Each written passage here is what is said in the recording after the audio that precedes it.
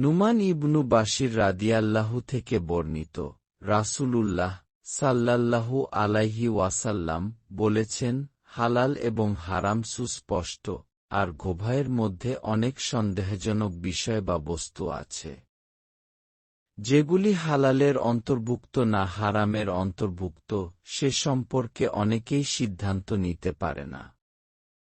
এরূপ ক্ষেত্রে যেই ব্যক্তি সন্দেহের বস্তুকে পরিহার করে চলবে, তার দ্বীন এবং আবরু-ইজ্জত, মানসম্মান পাক-পবিত্র থাকবে।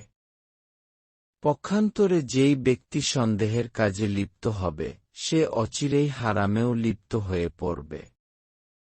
ফলে তার দ্বীন এবং মানসম্মান কলুষিত হবে, যেমন যেই রাখাল তার পশুপালকে নিষিদ্ধ এলাকার সীমার ধারে চরাবে, খুব সম্ভব তার পশু নিষিদ্ধ এলাকার ভিতরেও মুখ ঢুকিয়ে দিবে।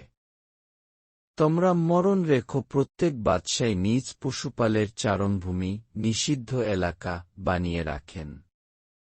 তদ্রূপ সকল বাদশাহর বাদশাহ আল্লাহ তাআলার চারণভূমি তার হারাম বস্তুসমূহকে নির্ধারিত করে রেখেছেন। মনে রেখো, মানুষের দেহের ভিতরে একটি গোশতের টুকরা রয়েছে, যা সঠিক থাকলে সমস্ত দেহই সঠিক থাকে, আর সেই অংশের বিকৃতি ঘটলে সম্পূর্ণ দেহেরই বিকৃতি ঘটে। সেই গোশতের টুকরাটি হল অন্তর।